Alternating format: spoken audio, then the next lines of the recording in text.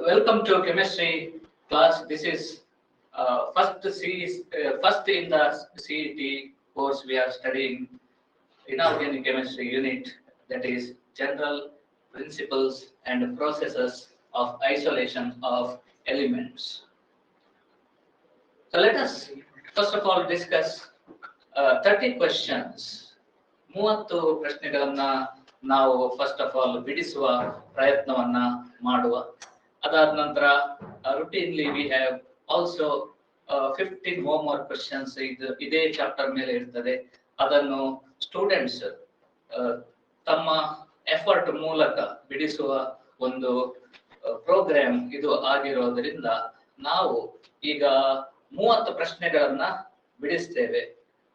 ಜಾಸ್ತಿ ಅನಿಮೇಷನ್ ಇಲ್ಲದೆ ಇದ್ರೂ ಪ್ರಶ್ನೆಗಳು ಮತ್ತೆ ಉತ್ತರಗಳನ್ನ ನಾವು ಹೇಗೆ ಅರ್ಥ ಮಾಡಿಕೊಳ್ಳೋದು ಅನ್ನೋದನ್ನ ಈ ಪಾಠದಲ್ಲಿ ನಾನು ನಿಮಗೆ ಹೇಳಿಕೊಡ್ತೇನೆ.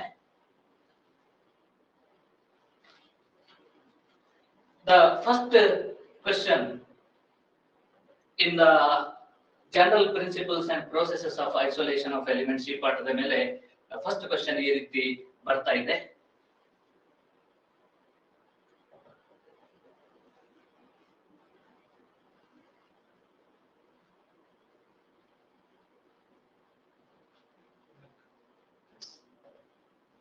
Match items of column 1 with items of column 2 and assign the correct code.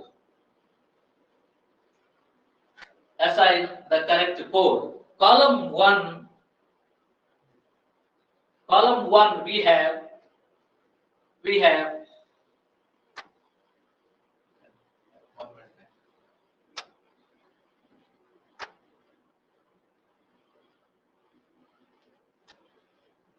column 1 we have pendulum,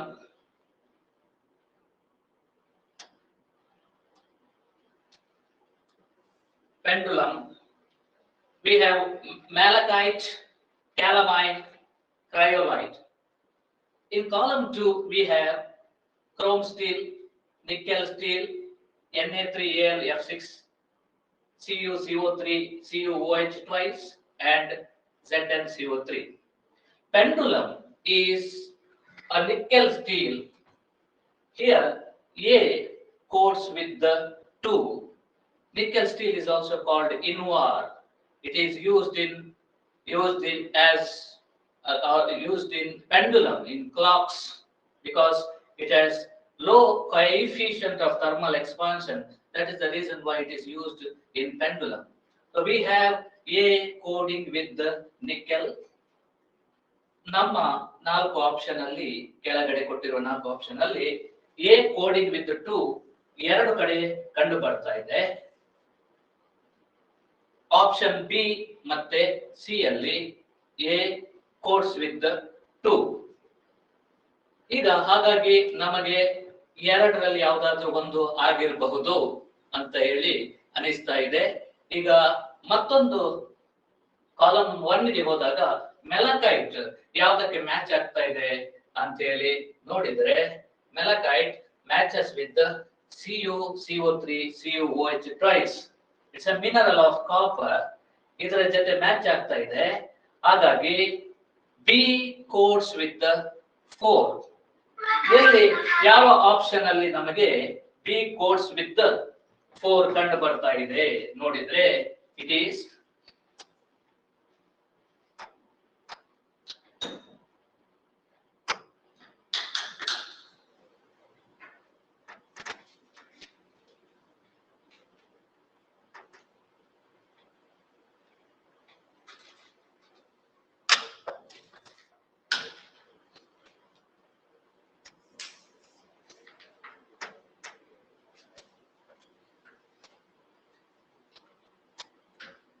B codes with the 4. Then we have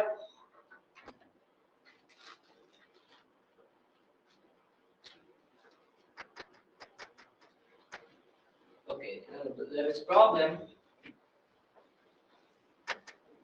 Select ಆಗ್ತಾ ಇಲ್ಲ.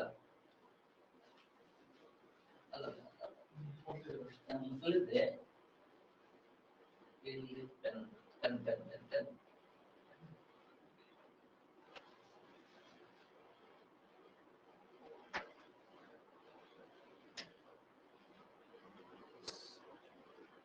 yes calamine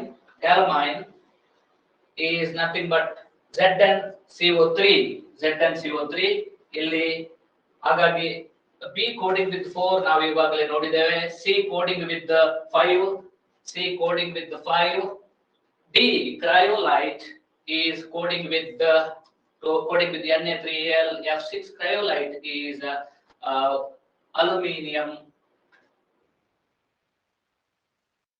codes with the 3 ಹಾಗಾಗಿ ನಮಗೆ ಕಾಲಮ್ 1 ನಲ್ಲಿರುವ items column 2 ಗೆ ಸರಿಯಾಗಿ match ಆಗ್ತಾ ಇರೋದು option B ಆಗಿರೋದ್ರಿಂದ ನಾವು ಆಪ್ಷನ್ ಬಿ ಅನ್ನ ಕರೆಕ್ಟ್ ಆನ್ಸರ್ ಅಂತ ಹೇಳಿ ತಗೊಳ್ಬೇಕಾಗ್ತದೆ. Let me move to the second question. Iron is mainly extracted from hematite, siderite, iron pyrite, azurite ಅಂತೇಳಿ ಕೊಟ್ಟಿದ್ದಾರೆ. ಈಗ hematite is nothing but Fe2O3, siderite is FeCO3 and iron pyrite is FeS2, azurite is CuCO3 2CuCO3 dot CuOH twice. ನಾಲ್ಕು ಓರ್ನ composition ನಾನು ಬರೆದಿದ್ದೇನೆ. hematite Fe2O3 FeCO3 FeS2 azurite is 2CuCO3 dot CuOH twice. ಈ azurite ಏನಿದೆ ಇದು copper or. ಹಾಗಾಗಿ ನಮ್ಮ ಪ್ರಶ್ನೆ ಏನಂದ್ರೆ iron is mainly extracted from I will ಇಲ್ಲಿ ನಾವು ಡಿನೈ ಅಥವಾ ರಿಜೆಕ್ಟ್ ಮಾಡ್ತೇವೆ. ಡಿ ಆಪ್ಷನ್ ಡಿ ಸಾಧ್ಯನೇ ಇಲ್ಲ, ಯಾಕಂದ್ರೆ ಅದು ಕಾಪರ್ ಓರ್. ಹಾಗಾಗಿ ಮೇಲೆ ತಿಳಿಸಿರುವ ಎ ಬಿ ಸಿ ಅಲ್ಲಿ ಯಾವ್ದಾದ್ರು ಒಂದು ಆಪ್ಷನ್ ಆಗಿರ್ಬೇಕು. ಸ್ಟೂಡೆಂಟ್ಸ್, ನಮಗೆ ಗೊತ್ತಿದೆ ಏನಂದ್ರೆ ಈಗ ನಮ್ಮಲ್ಲಿ ಕಾರ್ಬೋನೇಟ್ ಓರ್ ಇದ್ರೆ in metallurgy what we do is we convert carbonate into oxide, then we get metal from that.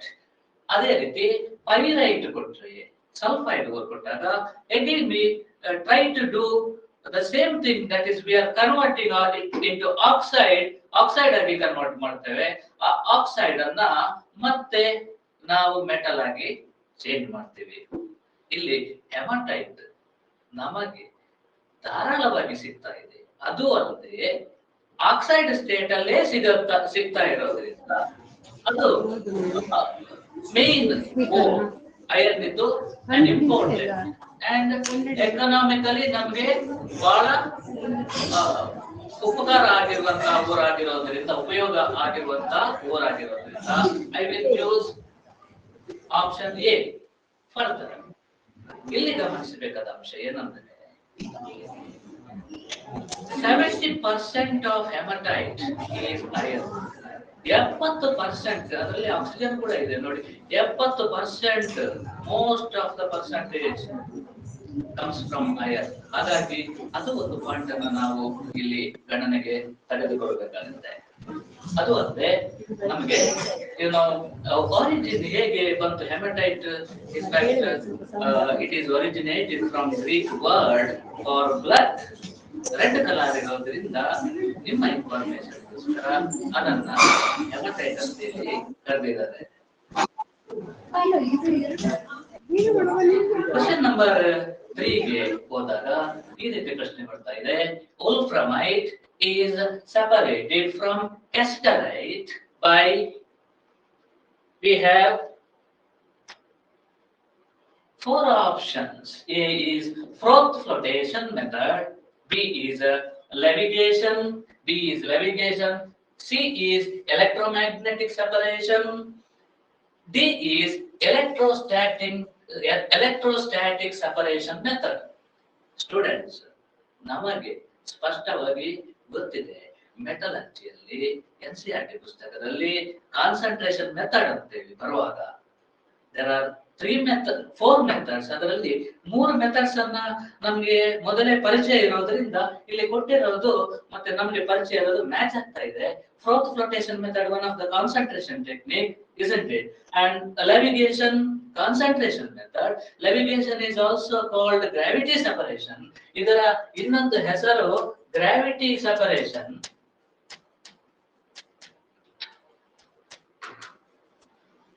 ಅಥವಾ it is also called hydraulic washing. Hydraulic washing.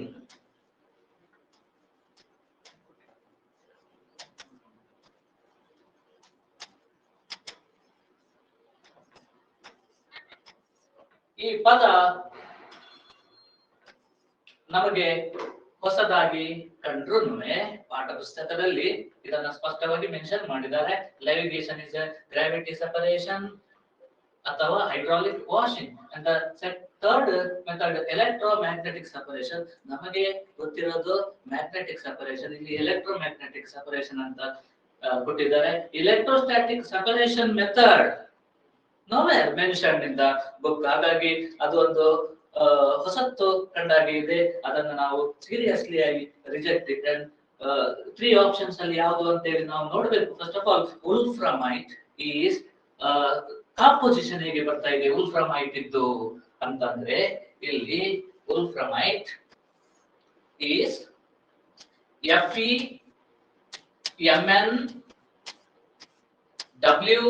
FeMnWO4. It is a tungsten mineral. And what is cassiterite? Cassiterite is SnO2. Cassiterite is SnO2. ನೋಡಿ ಇಲ್ಲಿ ಸ್ಪಷ್ಟವಾಗಿ ಗಮನಿಸಬೇಕಾದ ಅಂಶ ಏನಂದ್ರೆ tungsten mineral ಏನಿದೆ ಇಲ್ಲಿ, this is magnetic. SnO2 is a non-magnetic.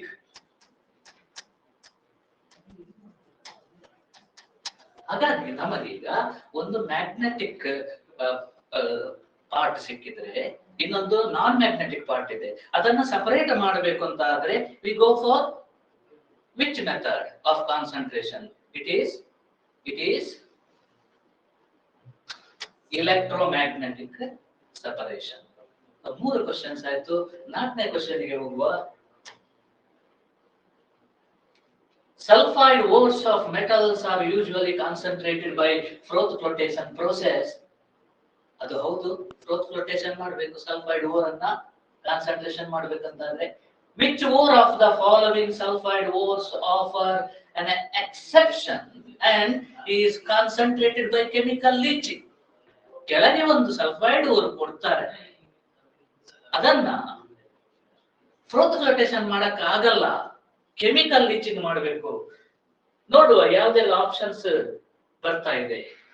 V have galena, copper pyrite, sphalerite and argentite. What is ಗ್ಯಾಲನಾ?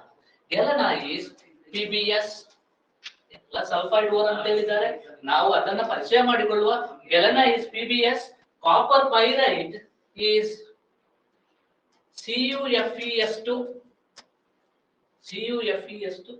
Sphalerite is ZnS, zinc ore, and argentite is Ag2S. ಈ sulphide ಓರ್ಗಳಲ್ಲಿ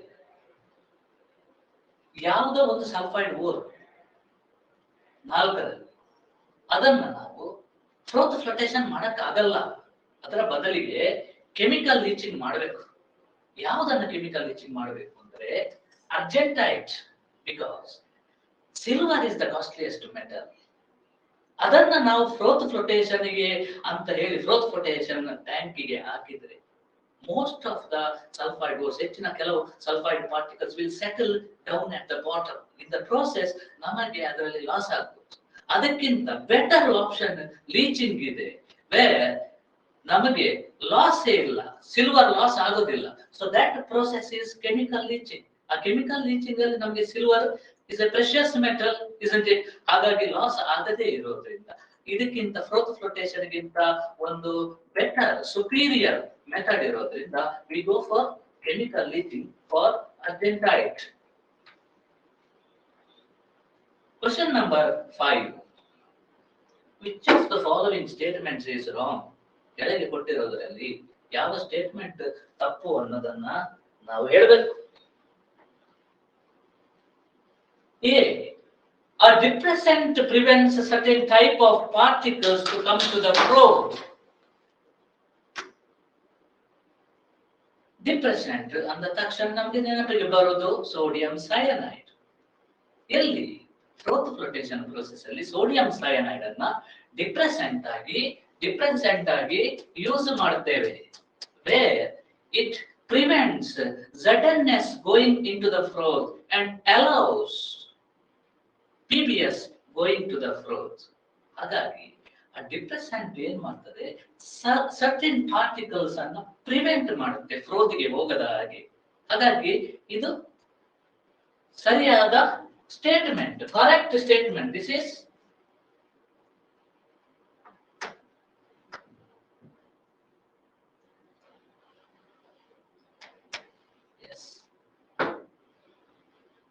correct statement. This is correct statement. So ನೀವು ಕೂಡ ನನ್ನ ಜೊತೆ agri ಆಗ್ತೀರಿ ಅನಿಸ್ತದೆ. Correct statement. Second one, B. Aniline and cresol are added during froth flotation to stabilize the froth.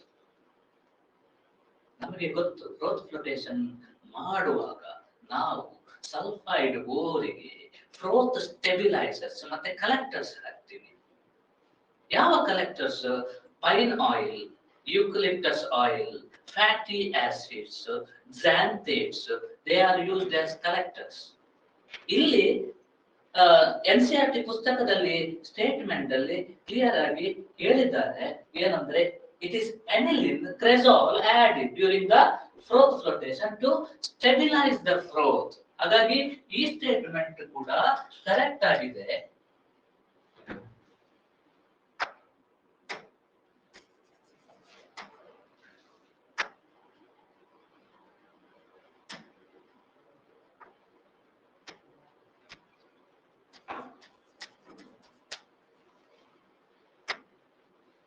C option ಏನ್ ಹೇಳಿದ್ದಾರೆ ನೋಡುವ. The solidified copper obtained from isomerization has a blistered appearance due to the evolution of sulfur dioxide during extraction. ಅದು ರೆವರ್ಬರೇಟರಿ furnace ಅಂತ ಕೊಟ್ಟಿರಬಹುದು. In fact isomerization ಅಲ್ಲಿ ನಮಗೆ blistered copper ಸಿಗುವಂತದ್ದು. The solidified copper obtained from isomerization has blistered appearance due to the evolution of sulfur dioxide gas. Yes, it is true that ಅದು ಗೊತ್ತು ನಮಗೆ blistered copper ಯಾಕೆ ಬರ್ತಾ ಇದೆ, blistered appearance ಯಾಕೆ, due to the evolution of sulfur dioxide gas. ಅಲ್ಲಿ equation ನೀವು ನೋಡಿದ್ರೆ 2Cu2O plus Cu2S gives 6 copper. ನೋಡಿ ಇದು blister copper ಹೇಗೆ ಬರ್ತಾ ಇದೆ ಅನ್ನೋದನ್ನ ಹೇಳುವಂತ equation 6 copper plus SO2 sulfur dioxide. ಈ ರೀತಿ ಬರ್ತಾ ಇದೆ. ಇನ್ನೊಂದು ರಿಯಾಕ್ಷನ್ ಆಪ್ಷನ್ ಏನ್ ಹೇಳಿದ್ದಾರೆ ಅಂದ್ರೆ, ಇದು this is correct isn't it? ಇದು ಕರೆಕ್ಟ್ ಹೇಳಿರೋದು, ಕರೆಕ್ಟ್ ಸ್ಟೇಟ್ಮೆಂಟ್. ಡಿ ನೋಡುವ, zinc can be extracted by self reduction. Zinc ಅನ್ನು ಸೆಲ್ಫ್ ರಿಡಕ್ಷನ್ ಮಾಡಿ ಪಡ್ಕೊಳ್ಳಿಕ್ಕೆ ಆಗತ್ತಾ? ಇದು ಅರ್ಲಿಯರ್ ಇಕ್ವೇಷನ್ ನೋಡಿ, ಇಲ್ಲಿ ಕಾಪರ್ ಇದೆ ಕೊಟ್ಟಿದ್ದಾರೆ. This is an example. Copper sets an example for self reduction. ಅದು ಸೆಲ್ಫ್ ರಿಡಕ್ಷನ್ ಪ್ರೋಸೆಸ್. ಆ ರೀತಿ ಏನಾದ್ರೂ ಜಿಂಕ್ ಗೆ ಸೆಲ್ಫ್ ರಿಡಕ್ಷನ್ ಸಾಧ್ಯ ಇದೆಯಾ ನೋಡಿದ್ರೆ ನಾವು ಈ ರೀತಿ ಇಕ್ವೇಷನ್ ಬರೆಯಲಿಕ್ಕೆ ಹೋಗ್ತೇವೆ. Zinc oxide plus zinc sulphide ನಾವು ಬರೆಯಬಹುದು equation, ಆದ್ರೆ ರಿಯಾಕ್ಷನ್ ಆಗ್ತದ? No, this reaction doesn't take place. ಹಾಗಾಗಿ ನಾವು we have a conventional method of reduction of zinc oxide by using carbon At a very high temperature of 1673 Kelvin, we convert zinc oxide to zinc. That is called pyrometallurgy. ಅದನ್ನ pyrometallurgy ಅಂತ ಹೇಳಿ ಹೇಳ್ತೇವೆ. Coke ಅನ್ನ use ಮಾಡೋದ್ರಿಂದ ನಾವು ಅದನ್ನ smelting ಅಂತಾನು ಹೇಳಬಹುದು. ಸೊ pyrometallurgy ಕೋಕ್ ಅನ್ನ ರೆಡ್ಯೂಸಿಂಗ್ ಏಜೆಂಟ್ ಆಗಿ ಯೂಸ್ ಮಾಡುವ ಮೂಲಕ auto reduction is not at all possible. Therefore obviously ಕಡಾಖಂಡಿತವಾಗಿ ನಾವು ಏನು ಹೇಳ್ಬಹುದು ಅಂದ್ರೆ wrong statement is D. D is the wrong statement. ಹಾಗಾಗಿ ಇದು ಸರಿಯಾದ ಉತ್ತರ.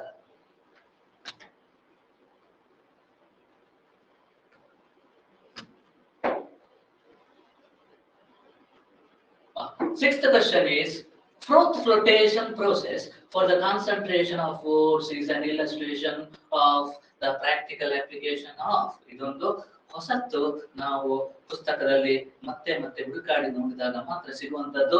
ಫ್ರೋತ್ ಫ್ಲೋಟೇಷನ್ ಪ್ರೋಸೆಸ್ ಅಲ್ಲಿ ಕಾನ್ಸಂಟ್ರೇಷನ್ ಮಾಡುವಾಗ ಯಾವ ರೀತಿಯ ಫಿನಾಮಿನಾ ನಾವು ನೋಡ್ಲಿಕ್ಕೆ ಸಿಗ್ತದೆ ಅನ್ನೋದನ್ನ ಇಲ್ಲಿ 4 ಆಪ್ಷನ್ ಏನ್ ಕೊಟ್ಟಿದ್ದಾರೆ. Absorption, adsorption, sedimentation, coagulation. ಇದರಲ್ಲಿ ನಿಜವಾಗಿ ಫ್ರೋತ್ ಫ್ಲೋಟೇಷನ್ ಅಲ್ಲಿ ಏನಾಗ್ತಾ ಇದೆ ಅಂದ್ರೆ sulphide ores are adsorbed on the surface of collectors.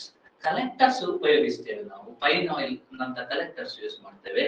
ಯಾಕೆ ಅಂತಂದ್ರೆ they provide surface area for adsorption of sulphide ores. ಹಾಗಾಗಿ ಫ್ರೋತ್ ಫ್ಲೋಟೇಷನ್ ಅಲ್ಲಿ ಅಡ್ಸಾರ್ಪ್ಷನ್ ಆಗ್ತದೆ. ಇದು 6th ಕ್ವೆಶ್ಚನ್ ಗೆ ಆನ್ಸರ್.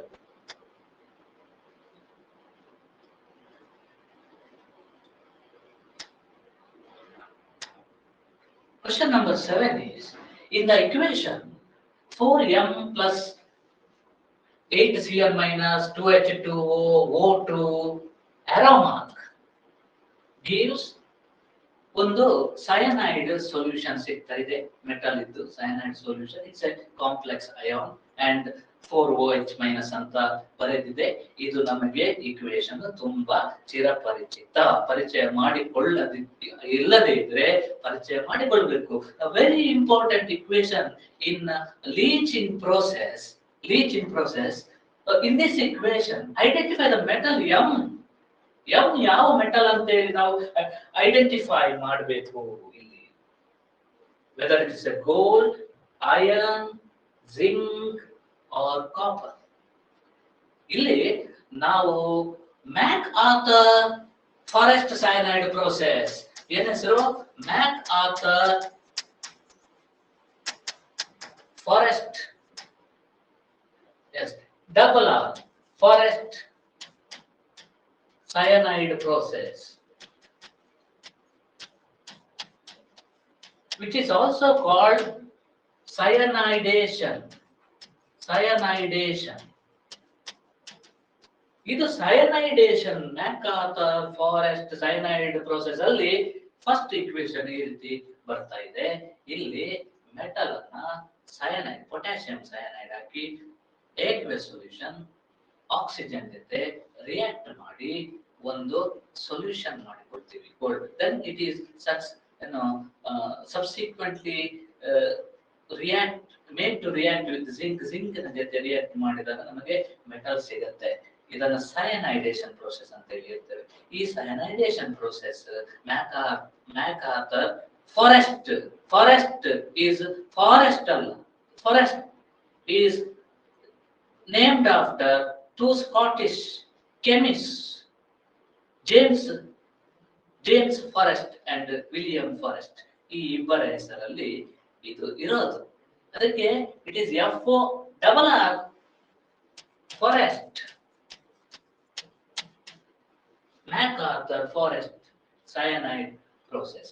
ಹಾಗಾಗಿ ಇಲ್ಲಿ what we can do is either you go for gold, leaching ಮಾಡ್ಬೇಕಾದ್ರೆ ಗೋಲ್ಡ್ ಲೀಚಿಂಗ್ ಮಾಡಬಹುದು, ಆರ್ ಸಿಲ್ವರ್. ಎರಡನ್ನ ಈ ರೀತಿ ಮಾಡಬಹುದು. ಇಲ್ಲಿ ನಮ್ಮ ಆಪ್ಷನ್ ಅಲ್ಲಿ ಗೋಲ್ಡ್ ಅಥವಾ ಸಿಲ್ವರ್ ಎಲ್ಲಿದೆ ಕಂಡು ಬರ್ತಾ ಇದೆ. ಆಪ್ಷನ್ ಎ ಅಲ್ಲಿ ಗೋಲ್ಡ್ ಇದೆ, ಸಿಲ್ವರ್ ಎಲ್ಲಾದ್ರೂ ಇದೆಯಾ? ಇಲ್ಲ, ಕಂಡು ಬರ್ತಾ ಇಲ್ಲ. ಹಾಗಾಗಿ ಎ ಗೋಲ್ಡ್ ಇರೋದ್ರಿಂದ AU is the symbol of gold. A is the correct answer. Question number 8 ನೋಡಿ, ಪ್ರೀವಿಯಸ್ ಕ್ವಶನ್ ನಾವು ಏನ್ ನೋಡಿದ್ದೇವೆ ಅದಕ್ಕೆ ತುಂಬಾ ಹತ್ತಿರ ಇದೆ ಈ ಕ್ವಶನ್ ಕೂಡ. Gold can easily dissolve in A. Concentrated nitric acid, concentrated HCl, KCN aqueous plus O2 ಒಟ್ಟೊಟ್ಟಿಗೆ ಬಂದಿದೆ, O2 ಮತ್ತೆ KCl and D H2O. So ಈ ರೀತಿ ಬಂದಿರೋದ್ರಿಂದ ನಮಗೆ ಪ್ರೀವಿಯಸ್ ಇಕ್ವೇಶನ್ ಅಲ್ಲಿ ಮತ್ತೆ ನಾವು ಹಿಂದೆ ತಿರುಗಿ ನೋಡಿದಾಗ ನಮಗೆ ಗೊತ್ತಾಗ್ತದೆ ಏನಂದ್ರೆ ಮೆಟಲ್ ಗೋಲ್ಡ್ ಯಾವುದರಲ್ಲಿ ಡಿಸಾಲ್ವ್ ಆಗುತ್ತೆ? Potassium cyanide solution in the presence of oxygen. Oxygen ಇಲ್ಲ ಅಂದ್ರೆ ಆಗೋದಿಲ್ಲ. Potassium cyanide in the presence of oxygen gold dissolves. Therefore ಇದು right answer. C is the right answer. ಈಗ whether gold dissolves in nitric acid? No. Whether gold dissolves in concentrated HCl? No. But a mixture of HCl and concentrated nitric acid, HCl and concentrated nitric acid in the ratio 3:1. In the ratio 3:1 is called aqua regia. Aqua regia. In Latin, aqua regia antandre, aqua regia means royal water or regal water. Royal water ಅಂತ ಹೇಳಿ ಹೇಳ್ತೇವೆ. Gold ಬಹಳ alchemist ಎಲ್ಲ ತುಂಬಾ ಪ್ರಯತ್ನ ಮಾಡಿದ್ರು gold ಅನ್ನ ಯಾವುದರಲ್ಲಿ ಡಿಸಾಲ್ವ್ ಮಾಡಬಹುದು ಅಂತ ಹೇಳಿ.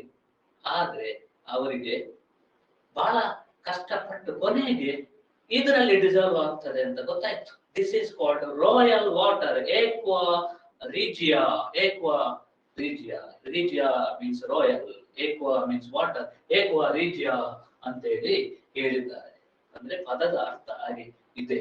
ಇಲ್ಲಿ gold AU reacts with the cyanide and we get a complex ion like this AuCN. ಇದರಲ್ಲಿ ಈ ರಿಯಾಕ್ಷನ್ ಅಲ್ಲಿ ನಾನು ಹೇಳೋದು ಒಂದು, ನಮಗೆ ಈಗ ಪ್ರಶ್ನೆಗೆ ಉತ್ತರ ಬಂದಾಗಿದೆ, ಇದರ ಜೊತೆಗೆ ನಾವು ಸ್ವಲ್ಪ ಏಕ್ವಾ ರೀಜಿಯದ ಬಗ್ಗೆ ತಿಳ್ಕೊಳ್ಳುವ ಅಂತ ಹೇಳಿ ಹೇಳ್ತಾ ಇದ್ದೇನೆ ವಿನಃ ಈ ಪ್ರಶ್ನೆಗೂ ಏಕ್ವಾ ರೀಜಿಯಕ್ಕೂ ಯಾವುದೇ ರೀತಿಯ ಸಂಬಂಧ ಇಲ್ಲ.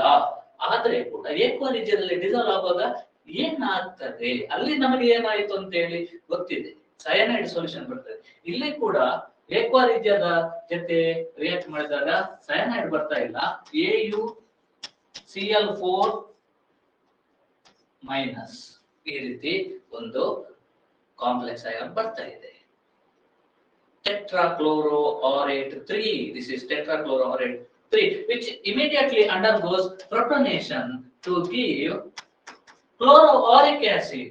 It gives chloroauric acid. Chloroauric acid. ಹಾಗಾಗಿ ಒಂದು ಕಾಂಪ್ಲೆಕ್ಸ್ ಫಾರ್ಮೇಷನ್ ಆಗುವ ಮೂಲಕ ಏನಾಗ್ತಾ ಇದೆ, ಗೋಲ್ಡ್ ಏಕ್ವಾ ರೀಜಿಯದಲ್ಲಿ ಡಿಸಾಲ್ವ್ ಆಗ್ತಾ ಇದೆ. ಇನ್ನು ಕೂಡ ಯಾವ್ದಾದ್ರು ಸೊಲ್ಯೂಷನ್ ಅಲ್ಲಿ ಡಿಸಾಲ್ವ್ ಆಗ್ತದ ಅಂತ ಹೇಳಿ ನೀವು ಬಂಗಾರ ಜಾಸ್ತಿ ಇದ್ರೆ, ಗೋಲ್ಡ್ ಜಾಸ್ತಿ ಇದ್ದವರು ಕರಗಿಸಿ ಪ್ರಯತ್ನ ಮಾಡಿ ಈ ರೀತಿ ಒಂದು ಕ್ವಶನ್ ಮಾಡಿ ಹಾಕಬಹುದು.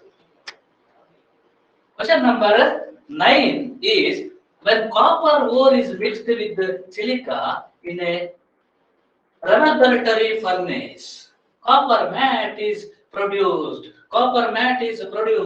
The copper matte contains. Copper matte ಅಂದ್ರೆ ಯಾರಿಗೆ ಗೊತ್ತಿಲ್ಲ ರೀ? Copper matte ಅಂದ್ರೆ copper Cu2s, isn't it? Cu2s plus Fes. Copper, that is copper matte. ಆದರೆ ಈ ಪ್ರಶ್ನೆಯ ವಿಶೇಷ ಏನು ಅಂತಂದ್ರೆ ಇದರಲ್ಲಿ 4 ಆಪ್ಷನ್ ಈ ರೀತಿ ಕೊಡ್ತಾರೆ. ಸ್ವಲ್ಪ ತಲೆಯನ್ನ ಕೆರೆಕೊಳ್ಳುವಂತಹ ಪರಿಸ್ಥಿತಿ ಏನಂದ್ರೆ Cu2s Fes ಗೊತ್ತು, ಆದರೆ ಇದರಲ್ಲಿ ಆಕ್ಸಿಡೇಷನ್ ಸ್ಟೇಟ್ ಅಯರ್ನ್ ಇದ್ದು ಮತ್ತೆ ಕಾಪರ್ ಅನ್ನ ಕೊಟ್ಟು ಕನ್ಫ್ಯೂಷನ್ ಮಾಡುವಂತ ಪ್ರಶ್ನೆಯನ್ನ ಹಾಕಿದ್ದಾರೆ. ಹಾಗಾದ್ರೆ ಇದನ್ನ ನಾವು ಹೇಗೆ ಸಾಲ್ವ್ ಮಾಡುದು? ಈಗ Cu2s ಅಂದ್ರೆ ಇದು ಫಾರ್ಮುಲಾ ಹೇಗೆ ಬಂತು? Cu2s as usual ನಾವು ಸಣ್ಣ ವಯಸ್ಸಿನಿಂದ ಕೆಮಿಸ್ಟ್ರಿ ಎಲ್ಲ ಕಲಿತಾ ಬಂದಾಗೆ ಇಲ್ಲಿ ವ್ಯಾಲೆನ್ಸಿ, ಕ್ರಾಸಿಂಗ್ ವ್ಯಾಲೆನ್ಸಿ ಎಲ್ಲ ಕಲ್ತಿದ್ದೀರಾ. ಇಲ್ಲಿ 2 it's ionic substance. 2 minus charge sulphide, ಅದು ಕಾಪರ್ ಸಲ್ಫೈಡ್. ಹಾಗಾಗಿ ಎಸ್ ಇದು 2 ಇದಕ್ಕೆ ಚಾರ್ಜ್ ಆಗಿ ಹೋಗ್ತದೆ. 2 ಮೈನಸ್ ನೆಗೆಟಿವ್ ಅಯಾನ್ ಮತ್ತೆ ಬರೆಯೋದು, ಪಾಸಿಟಿವ್ ಅಯಾನ್ ಫಸ್ಟ್ ಗೆ ಬರೆಯೋದಲ್ವಾ. 2 ಮೈನಸ್ ಎಸ್ 2 ಮೈನಸ್ ಇಲ್ಲಿ ಎಷ್ಟಿದೆ? ಒಂದು ನಂಬರ್, 1 ನಂಬರ್ ಇಲ್ಲ, ಇಲ್ಲದಿದ್ರೆ 1 ಅಂತ ಅರ್ಥ. ಕ್ರಾಸ್ ಮಾಡು, ಕಾಪರ್ಗೆ ಹಾಕು, ಕಾಪರಿನ ಚಾರ್ಜ್ ಪ್ಲಸ್ ಬರ್ತದೆ. ಹಾಗಾದ್ರೆ oxidation state of copper is ಎಷ್ಟು? 1. ಅದನ್ನ ರೋಮನ್ ನಂಬರ್ ಅಲ್ಲಿ ನಾನು ಈ ರೀತಿ ಬರೆಯುತ್ತೇನೆ. ಈಗ ವಾಟ್ ಇಸ್ FeS? FeS ಈ ರೀತಿ ಇದೆ. FeS ಈ ರೀತಿ ಇದೆ. ಈಗ ಇಲ್ಲಿ ಒಂದು ನಂಬರ್, ಇಲ್ಲಿ ಒಂದು ನಂಬರ್, ಆದರೆ ನಿನಗೆ ಒಂದು ಕಾಣ್ತದೆ, ನನಗೆ 2 ಕಾಣ್ತದೆ. 2 ಬಿಕಾಸ್ ಸಲ್ಫೈಡ್ ಇಸ್ 2 ಮೈನಸ್. ಅದು 2 ಇರುವುದರಿಂದ ಏನಾಗಿದೆ? ಕ್ರಾಸ್ ಮಾಡಿ ಅದು ಸಿಂಪಲ್ ಹೋಲ್ ನಂಬರ್ ರೇಷಿಯೋದಲ್ಲಿ ಇಟ್ಟಿರೋದ್ರಿಂದ ನಿನಗೆ ಒಂದು ಕಾಣ್ತದೆ, ನನಗೆ 2 ಕಾಣ್ತದೆ. ಈಗ S2 minus sulphide is S2 minus, iron is Fe2 plus. ಹಾಗಾದ್ರೆ ಅಯರ್ನಿನ ಆಕ್ಸಿಡೇಷನ್ ಸ್ಟೇಟ್ ಎಷ್ಟು ಅಂತ ಆಯ್ತು? Oxidation state is 2. ಈಗ copper 1 and iron oxidation 2, oxidation state 2 ಎಲ್ಲಿದೆ ಹುಡುಕಬೇಕು. ಕಾಪರ್ 1 2 ಕೂಡ ಒಂದೇ ಆಪ್ಷನ್ ಅಲ್ಲಿ ಇರಬೇಕು. ಕಾಪರ್ 1 ಐರನ್ 2, ಇಲ್ಲಿ ಐರನ್ 3 ಇದೆ ಕೆಳಗಡೆ. ಕಾಪರ್ 1 ಐರನ್ 3 ಅದನ್ನು ನಾವು ಮುಟ್ಟಬಾರದು, ಟಚ್ ಮಾಡಬಾರದು. ಈಗ C is the right answer. Now we move further. Question number 10. ಮತ್ತೆ ನಮಗೆ ಸ್ವಲ್ಪ ಇನ್ಕರೆಕ್ಟ್ ಸ್ಟೇಟ್ಮೆಂಟ್ ಅದನ್ನ ಸುಲಭ ಹುಡುಕಲಿಕ್ಕೆ ಎಲ್ಲರೂ ಹುಡುಕ್ತಾರೆ. ಆಲ್ ಪೀಪಲ್ ಆರ್ ಎಲ್ಲಿ ತಪ್ಪು ಉಂಟಂತ ಹುಡುಕುದು. ನೀವು ಕೂಡ ಒಂದು ಹುಡುಕಿ ನೋಡಿ ತಪ್ಪನ್ನ ಇದರಲ್ಲಿ. Yes, roasting is done in a limited supply of air. B, calcination is done in the absence of air or limited supply of air. ಅಲ್ಲೂ ಲಿಮಿಟೆಡ್ ಸಪ್ಲೈ, ಬಿ ಅಲ್ಲಿ ಲಿಮಿಟೆಡ್ ಸಪ್ಲೈ. ಹಾಗಾದ್ರೆ ಎಗೆ ಮತ್ತೆ ಬಿ ಗೆ ವ್ಯತ್ಯಾಸ ಇಲ್ವಾ ಅಂತ ಪ್ರಶ್ನೆ ಮೂಡುತ್ತದೆ. C, roasting is done in a regular supply of air. ಇಲ್ಲಿ regular supply of air. A ಅಲ್ಲಿ roasting is done in a limited supply of air. ಎಲ್ಲೂ ಒಂದು ಕಡೆ ನಮಗೆ ಸ್ವಲ್ಪ ಇಲ್ಲಿ ಇದರಲ್ಲಿ ಏನೋ ಎಡವಟ್ಟಿದೆ. ಎ ಮತ್ತೆ ಸಿ ಅನ್ನ ನೋಡುವಾಗ ಅಂತೇಳಿ ಸ್ಪಷ್ಟವಾಗಿ ಗೊತ್ತಾಗ್ತದೆ. D, all of the above ಅಂದ್ರೆ 3 ಸ್ಟೇಟ್ಮೆಂಟ್ ಕೂಡ ರಾಂಗ್ ಅಲ್ಲ ಅಂತೇಳಿ ಗೊತ್ತಾಗ್ತಾ ಇದೆ ನಮ್ಗೆ. 3 ಸ್ಟೇಟ್ಮೆಂಟ್ ಕೂಡ ರಾಂಗ್ ಅಲ್ಲ. ಅದರಲ್ಲಿ ರಾಂಗ್ ಸ್ಟೇಟ್ಮೆಂಟ್ ಒಂದಿದೆ, ಇನ್ಕರೆಕ್ಟ್ ಸ್ಟೇಟ್ಮೆಂಟ್. ಯಾವ್ದಿರ್ಬೋದು? Either A or B. ಯಾಕಂದ್ರೆ ಅದು 2 ಕೂಡ ಅಪೋಸ್ ಮಾಡ್ತಾ ಇದೆ, ಇನ್ನೊಂದು ಅಪೋಸ್ ಮಾಡ್ತಾ ಇದೆ ಸ್ಟೇಟ್ಮೆಂಟ್. ನಾವೀಗ ರೋಸ್ಟಿಂಗ್ ನ ಡೆಫಿನಿಷನ್ ಗೆ ಬರಬೇಕು. ರೋಸ್ಟಿಂಗ್ ನ ಡೆಫಿನಿಷನ್ ಏನು ಹೇಳ್ತದೆ? Ore is heated in the presence of regular supply of air below the melting point of metal ಅಂತ ಹೇಳಿದ್ದಾರೆ. ಹಾಗಾಗಿ NCERT ಯ ಸ್ಟೇಟ್ಮೆಂಟ್ ನಮಗೆ ಕರೆಕ್ಟ್ ಆಗಿ ನೆನಪಿದೆ. ಹಾಗಾಗಿ ಇದು option A, roasting is done in a limited supply of air ಅನ್ನ ರಿಜೆಕ್ಟ್ ಮಾಡಬೇಕು ನಾವು. ರೆಗ್ಯುಲರ್ ಸಪ್ಲೈ ಆಫ್ ಏರ್ ಬೇಕು ರೋಸ್ಟಿಂಗ್. ಕ್ಯಾಲ್ಸಿನೇಷನ್ ಗೆ ಲಿಮಿಟೆಡ್ ಸಪ್ಲೈ ಆಫ್ ಏರ್ ಬೇಕು. ಹಾಗಾಗಿ A is the incorrect statement but correct answer. Question number 11. The process of converting hydrated alumina into anhydrous alumina is called roasting, smelting, dressing, calcination. Roasting ಅಂತಂದ್ರೆ ನಾನು ಈಗಾಗಲೇ ಹೇಳಿದ್ದೇನೆ. Roasting ಮಾಡುವಂತದ್ದು ಯಾವ ಓರ್ಸ್ಗೆ? Sulphide ಓರ್ಸ್ಗೆ.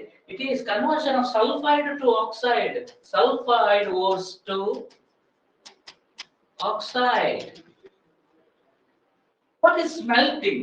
Smelting is heating ore with carbon or carbon monoxide. Ore heat ಮಾಡಬೇಕು carbon or carbon monoxide. Heat ಮಾಡಬೇಕು, heating. In the presence of flux, in the presence of flux, that is what is called smelting. Smelting ಮಾಡಬೇಕಾದ್ರೆ ಯಾವ ರೀತಿ ಮಾಡಬೇಕು ನಮಗೆ ಗೊತ್ತಿಲ್ವಾ? Blast furnace ಅಲ್ಲಿ iron oxide ಅನ್ನ ಐರನ್ ಮಾಡಬೇಕು ಅಂತ ಆದ್ರೆ ನಾವ್ ಏನ್ ಮಾಡಿರೋದು? ಸ್ಮೆಲ್ಟಿಂಗ್ ಮಾಡಿರೋದು. ಅಲ್ಲಿ ಐರನ್ ಕೊನೆಗೆ ಯಾವ ರೂಪದಲ್ಲಿ ಸಿಕ್ಕಿದೆ? ಮೋಲ್ಟನ್ ಸ್ಟೇಟ್ ಅಲ್ಲಿ ಸಿಕ್ಕಿದೆ. ಹಾಗಾಗಿ ಸ್ಮೆಲ್ಟಿಂಗ್ ಮಾಡುವಾಗ ನಾವು below the melting point of the metal ಅಲ್ಲ, above the melting point of the metal. Temperature ಎಷ್ಟು ಇರಬೇಕು ಅಂತ ಅಂದ್ರೆ above the melting point of the metal. Metal molten state ಅಲ್ಲಿ ಸಿಗಬೇಕು ಸ್ಮೆಲ್ಟಿಂಗ್ ಮಾಡುವಾಗ. ದೆನ್ ಅಗೇನ್ ಇದು ಒಂದು ಹೊಸ ಪದ. ಏನು? ಡ್ರೆಸ್ಸಿಂಗ್. ಡ್ರೆಸ್ಸಿಂಗ್ ಅಂದ್ರೆ ಎಂತ? ಡ್ರೆಸ್ ಆಗುದಾ? Dressing means it is concentration. It is dressing ಗೆ ಇನ್ನೊಂದು ವರ್ಡ್ ಏನು? ಕಾನ್ಸಂಟ್ರೇಷನ್. ಅಥವಾ it is also called, dressing is also called benefaction. ನೋಡಿ ಬೇರೆ ಬೇರೆ ವರ್ಡ್ಗಳು. benefaction, or it is also called benefication. benefication or concentration ಮಾಡುವಂಥದ್ದು. ರೋಸ್ಟಿಂಗ್ ಮತ್ತೆ ಕ್ಯಾಲ್ಸಿನೇಷನ್ ಕಾನ್ಸಂಟ್ರೇಷನ್ ಮಾಡುವುದಲ್ಲ. ಕಾನ್ಸಂಟ್ರೇಷನ್ ಮೆಥಡ್ ನಾವು 4 ಈಗಾಗಲೇ ತಿಳ್ಕೊಂಡಿದ್ದೇವೆ. ಈಗ ಕ್ಯಾಲ್ಸಿನೇಷನ್ ಅಂದ್ರೆ ಏನು? ಕ್ಯಾಲ್ಸಿನೇಷನ್ ಅಂತ ಅಂದ್ರೆ converting carbonate to oxides, carbonate to oxides, hydrated ores to anhydrous substance, hydrated ore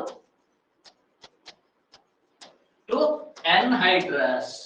water molecules remove ಮಾಡಬೇಕು, anhydrous. ಹಾಗಾಗಿ ನಮ್ಮ ಪ್ರಶ್ನೆಯಲ್ಲಿ ಇಲ್ಲಿ ಏನ್ ಹೇಳಿದ್ದಾರೆ? process of converting hydrated alumina into anhydrous alumina is called calcination. Therefore 11th question ಗೆ ಸರಿಯಾದ ಉತ್ತರ D. Question number 12. The most common method of extraction of metals from oxide ore involves reduction with carbon, electrolytic method, reduction with aluminium, reduction with hydrogen. ನೋಡಿ ಏನಂದ್ರೆ the elements or the metals which are less reactive than carbon are reduced by carbon. Other oxides, in fact, oxides of less reactive metals can be reduced by carbon. For example, ನೋಡಿ ನಾವು zinc ಇರಬಹುದು, copper ಇರಬಹುದು, ಅದಾದ ನಂತರ lead ಇರಬಹುದು. ಇದೆಲ್ಲ ಈ ಎಲ್ಲ elements, most of the metals we choose carbon as a reducing agent. ಹಾಗಾಗಿ ಅದೊಂದು ಕನ್ವೆನ್ಷನಲ್ ಅಥವಾ ಟ್ರೆಡಿಷನಲ್ ಮೆಥಡ್ ಆಗಿ ಹೋಗ್ಬಿಟ್ಟಿದೆ.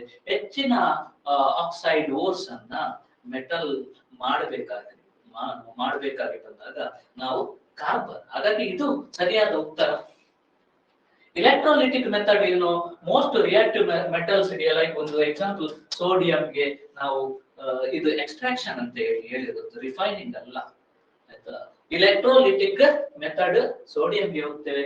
ರಿಡಕ್ಷನ್ ವಿತ್ ಅಲ್ಯೂಮಿನಿಯಂ ನೋಡಿ, Cr2O3 ಗೆ ನಾವು ಅಲ್ಯೂಮಿನಿಯಂ ಅನ್ನ ರೆಡ್ಯೂಸಿಂಗ್ ಏಜೆಂಟ್ ಆಗಿ ಯೂಸ್ ಮಾಡಬಹುದು.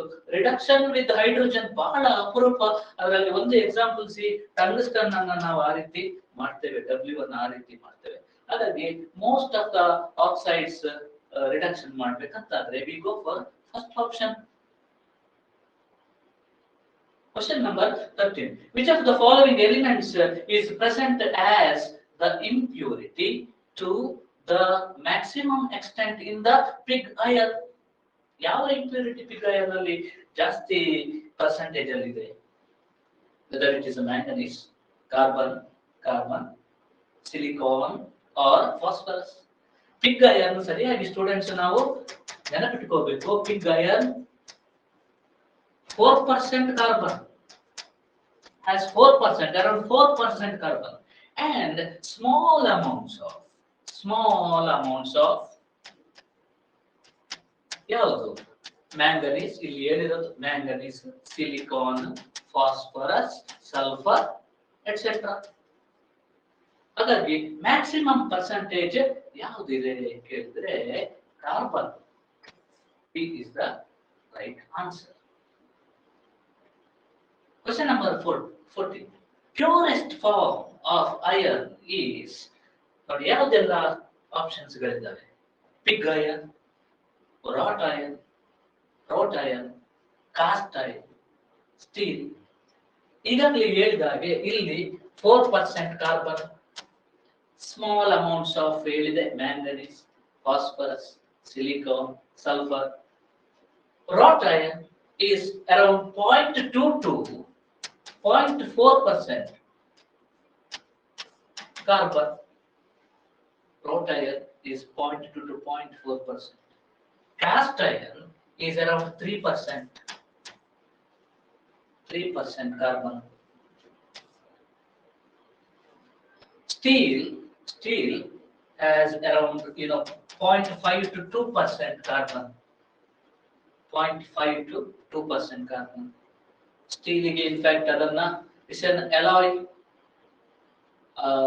ಪಿಗ್ ಐರನ್ ಜೊತೆಗೆ ನಾವು ಮ್ಯಾಂಗನೀಸ್, ಕ್ರೋಮಿಯಂ ಎಲ್ಲ ಮಿಕ್ಸ್ ಮಾಡಿದ್ರೆ ಸ್ಟೀಲ್ ಬರುತ್ತೆ. ಅದರಲ್ಲಿ carbon percentage 0.5 to 2%. Cast iron 3% carbon. Wrought iron ಕಡಿಮೆ ಪರ್ಸೆಂಟೇಜ್ ಕಾರ್ಬನ್ ಇರೋದು ಯಾವುದು? Wrought iron. It is called wrought iron. ಯಾಕೆ wrought iron ಅಂತ ಹೇಳಿದ್ದಾರೆ? because of its workability. It is malleable and ductile. ನಿನಗೆ ಹೇಗೆ ಬೇಕೋ ಹಾಗೆ ಬಿಸಿ ಮಾಡಿ ಬೆಂಡ್ ಮಾಡಬಹುದು. ಅದಕ್ಕೋಸ್ಕರ ಅದು ವರ್ಕಬಿಲಿಟಿ ಇರೋದ್ರಿಂದ rock means work in French. ಇಲ್ಲಿ pig iron, why it's called pig iron? Pig iron ಯಾಕೆಂದ್ರೆ ಅದಕ್ಕೆ ಕೂಡ ರೀಸನ್ ಇದೆ. ಹಂದಿ ಮರಿ ಹಾಕಿದ ಕೂಡಲೇ ಆ ಮರಿ ಹಂದಿಗಳು ಹೇಗೆ ಹಾಲು ಕುಡಿಲಿಕ್ಕೆ ಹೋಗ್ತಾವೋ ಅದೇ ರೀತಿ ಪಿಗ್ ಐರನ್ ಮಾಡುವಾಗ ಕಾಣ್ತದೆ. ಅದಕ್ಕೋಸ್ಕರ the name pig iron. 4% carbon. ಕಡಿಮೆ ಇಂಪ್ಯೂರಿಟಿ ಯಾವುದಿದೆ ಅದನ್ನು ರೈಟ್ ಮಾಡು. Wrought iron is the correct answer. 15. Stainless steel is rust proof because ನಮಗೆ ಗೊತ್ತು ಸ್ಟೇನ್ಲೆಸ್ ಸ್ಟೀಲ್ ರಸ್ಟ್ ಪ್ರೂಫ್ ಅಂತ ಹೇಳಿ. ಯಾಕೆ Rust proof? A, an oxide layer of chromium protects it. B, a stoichiometric compound is formed. C, interstitial compound is formed between chromium and iron. D, galvanization of iron takes place. ನೋಡಿ, ನಾವು Chrome steel ಮಾಡುವಾಗ around 10.5% chromium ಇರುತ್ತೆ. ಅದರಲ್ಲಿ 10.5% chromium. Chromium ಕಂಡು ಬರುವ options A and C. Option A and C.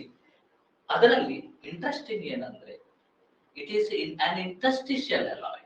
Steel is an interstitial alloy. ಆದರೆ interstitial alloy ಆದರೆ rusting ಆಗಬಾರ್ದು ಅಂತ ಏನು ಇಲ್ಲ. ರಸ್ಟಿಂಗ್ ಆಗದೇ ಇರುವುದಕ್ಕೆ ಕಾರಣ ಏನು ಅಂತಂದ್ರೆ ದ ಸರ್ಫೇಸ್ ಅಲ್ಲಿ ಏನು ಕ್ರೋಮಿಯಂ ಇದೆ, it forms an oxide layer. It reacts with oxygen and forms an oxide layer, thus preventing or resisting corrosion. Corrosion ಅನ್ನ ರೆಸಿಸ್ಟ್ ಮಾಡುತ್ತದೆ ಯಾವುದು? Oxide film of chromium on the surface. therefore ಅದು ಎಲ್ಲಿ ಕಂಡು ಬರ್ತಾ ಇದೆ? ಆಪ್ಷನ್ ಎ ಅಲ್ಲಿ. An oxide layer of chromium protects it. Yes, correct answer is A. Question number 16. Silica is added to the copper pyrite ore when taken in a reverberatory furnace for extraction of copper. This is because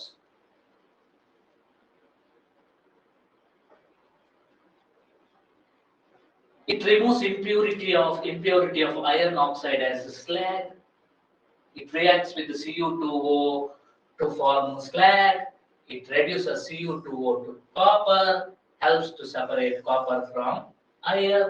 ಈ ರೀತಿ ಎಲ್ಲ options ಕೊಟ್ಟಿದ್ದಾರೆ.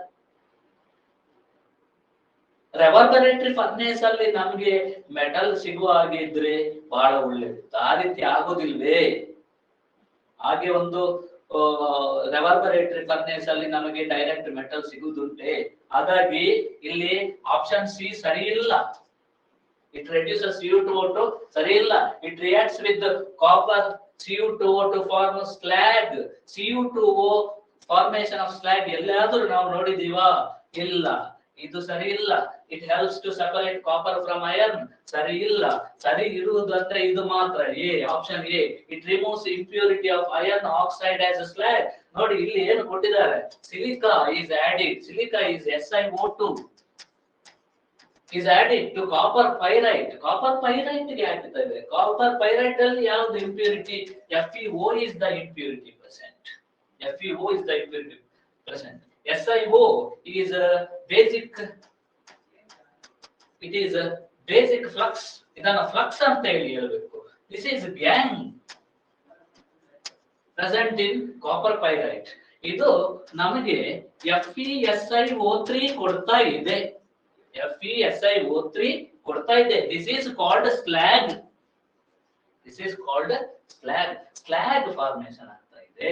ಹಾಗಾಗಿ ಇಲ್ಲಿ silica adding to copper pyrite reverberatory furnace ಅಲ್ಲಿ extraction because ಇಲ್ಲಿ removes iron oxide impurity. ಅದನ್ನೇ ನಾವು ಇಲ್ಲಿ ರಿಯಾಕ್ಷನ್ ಅಲ್ಲಿ ತೋರಿಸಿರೋದು.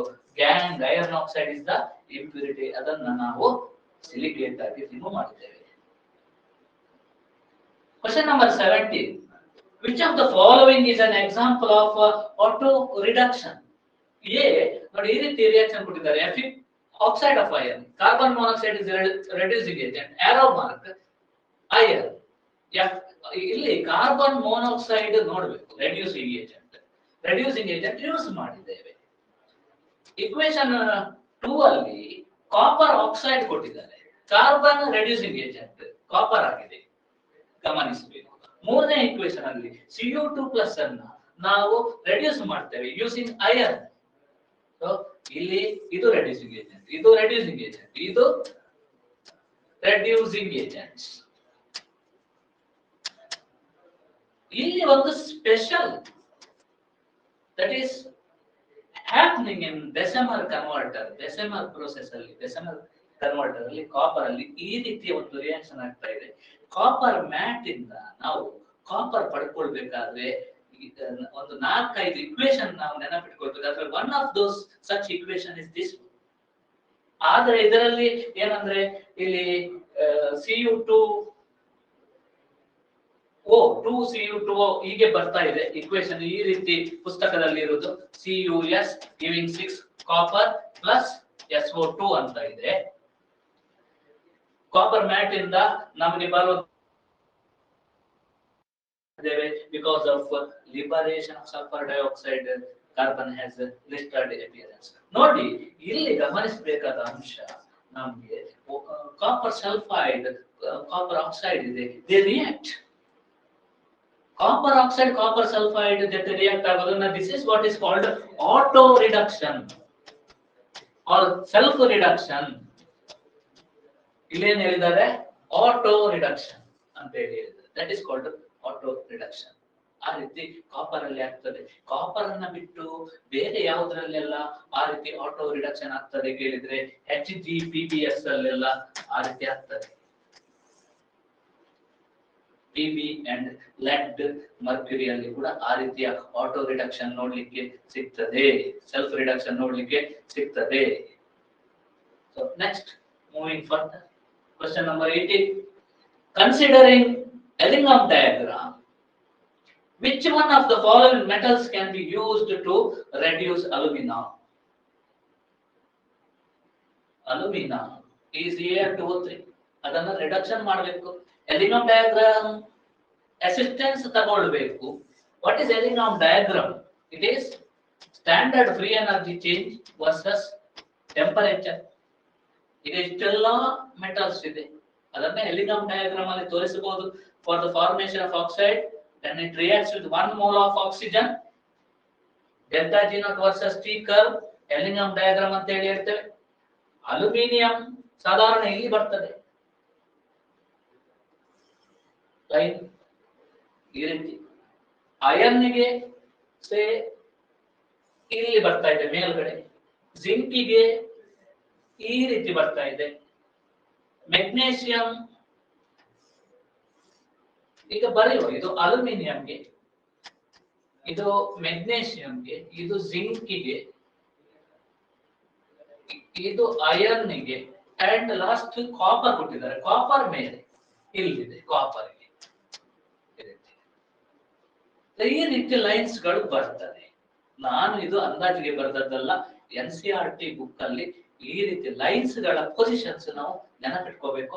ಇದು ಮೆಗ್ನೀಷಿಯಂ ಟು ಮೆಗ್ನೀಷಿಯಂ ಆಕ್ಸೈಡ್, ಇದು aluminium to aluminium oxide, zinc to zinc oxide, iron to iron oxide, copper to copper oxide formation ಗೆ standard free energy change with respect to temperature looks like this. This is called Ellingham diagram. ಈ Ellingham diagram ಅಲ್ಲಿ ನಾವು ಒಂದು ಗಮನಿಸತಕ್ಕಂತಹ ವಿಷಯ ಏನಂದ್ರೆ, metal for which line lies below is used as reducing agent to reduce the oxide of the other metal to its oxide. ಹಾಗಾಗಿ ಇಲ್ಲಿ ಏನು ಹೇಳಿದ್ದಾರೆ ಅಂದ್ರೆ, ಅಲ್ಯೂಮಿನ ಅಂದ್ರೆ Al2O3 ಕೊಡುದು, Al2O3 ಅನ್ನ Al ಮಾಡಬೇಕು, ಅಲ್ಯೂಮಿನವನ್ನ aluminium reduction, that is called reduction. Oxygen ಕಡಿಮೆ ಆಗ್ತದೆ, that is reduction can be done by magnesium ಇಂದ ಮಾತ್ರ ಸಾಧ್ಯ. So energetically favorable ಯಾವುದು ಇದೆ ಅಂತ ಹೇಳಿ ನಾವು ನೋಡಿದ್ರೆ ಮೆಗ್ನೀಷಿಯಂ, ಬಿಕಾಸ್ ಯಾವ ಲೈನ್ ಅಲ್ಯೂಮಿನಿಯಂ ಲೈನ್ ಗಿಂತ ಕೆಳಗೆ ಇದೆ, ಸಿಂಪಲ್ ಮೆಗ್ನೀಷಿಯಂ. ಹಾಗಾಗಿ ಇಲ್ಲಿ ಮೆಗ್ನೀಷಿಯಂ ಅನ್ನ ಟಿಕ್ ಮಾಡಿ. Next question. In the blast furnace, iron oxide is reduced by coke above 1073 Kelvin, carbon monoxide above 1073 Kelvin, carbon monoxide below 1073 Kelvin. ಈಗ ಯಾವುದು ಆಕ್ಸೈಡ್ ಇದು ಬ್ಲಾಸ್ಟ್ ಫರ್ನೇಸ್ ಅಲ್ಲಿ ಐರನ್ ಆಕ್ಸೈಡ್ ಅನ್ನ reduce ಮಾಡ್ತಾ ಇದೆ, ಅದು 1073 ಆ ಕಡೆ, 1073 ಈ ಕಡೆ ಟೆಂಪರೇಚರ್ ಅಲ್ಲಿ. ಈ ರೀತಿ ಆಪ್ಷನ್ಸ್ ಕೊಟ್ಟಿದ್ದಾರೆ. ಬೋತ್ 1 and 3, 1 and 3 ಹೌದಾ ನೋಡ್ಬೇಕು. Both 1 and 2, both 2 and 3, all of these ಎಲ್ಲಾನು ಹೌದಾ ಅಂತ ಪ್ರಶ್ನೆ. ಸೊ ಹಾಗಾಗಿ ನಾವು we again take the assistance of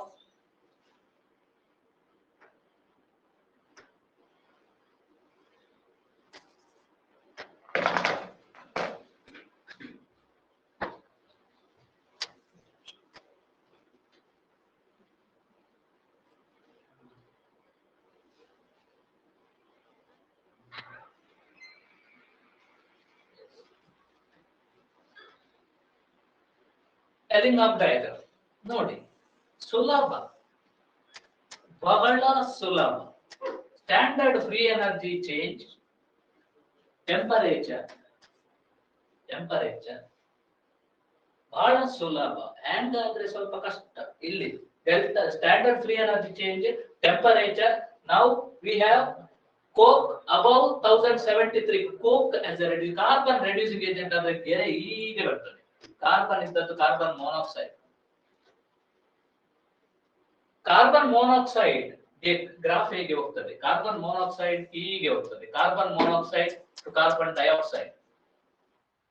and ಬೇರೆ ಯಾವ್ದಾದ್ರು ಕೋಕ್ ಈ ರೀತಿ ಇದೆ. ಕೋಕ್ ಕಾರ್ಬನ್ ಮೊನಾಕ್ಸೈಡ್ ಅಬೌವ್ 1073 ಈ ರೀತಿ ಕೊಟ್ಟಿದ್ದಾರೆ. ಲೆಟ್ ದಿಸ್ ಟೆಂಪರೇಚರ್ ಬಿ, ಇಲ್ಲಿ ಒಂದು ಟೆಂಪರೇಚರ್ ಗುರುತು ಮಾಡುವ 1073 ಅಂತ ಹೇಳಿ ಗುರುತು ಮಾಡುವ. ಈಗ ಬಿಲೋ 1073 ಯಾವುದು ರೆಡ್ಯೂಸ್ ಇದೆ? 1070 ಐರನ್ ಇದ್ದೊಂದು ಬಿಟ್ಟೋಗಿದೆ. ಯಾವುದನ್ನ ರೆಡ್ಯೂಸ್ ಮಾಡೋದು ಉದ್ದೇಶ ಏನು? ಐರನ್ ಆಕ್ಸೈಡ್ ಅನ್ನ ರೆಡ್ಯೂಸ್ ಮಾಡೋದು. ಐರನ್ ಆಕ್ಸೈಡ್ ಹೀಗೆ ಹೋಗ್ತದೆ. This is Fe to its oxide. ಅದು Fe2O3 ಇರ್ಬೋದು ಅಥವಾ FeO ಇರ್ಬೋದು, ಆ ರೀತಿ ಹೋಗ್ತದೆ. ಹಾಗಾಗಿ ಇಲ್ಲಿ ಸ್ವಲ್ಪ ಕರೆಕ್ಷನ್, ಇದು ಇಲ್ಲಿ ಟಚ್ ಆಗ್ತದೆ. ಬಿಲೋ 1073 ಕೆಲ್ವಿನ್ ಐರನ್ನಿನ ಲೈನ್ಗಿಂತ ಕೆಳಗಡೆ ಯಾವುದರ ಲೈನ್ ಇದೆ? Carbon monoxide. therefore below 1073 carbon is the carbon monoxide is the reducing agent. ಒಂದು ಸಿಕ್ಕಿತ್ತು. 3 carbon monoxide below 1070, above 1073, above 1073.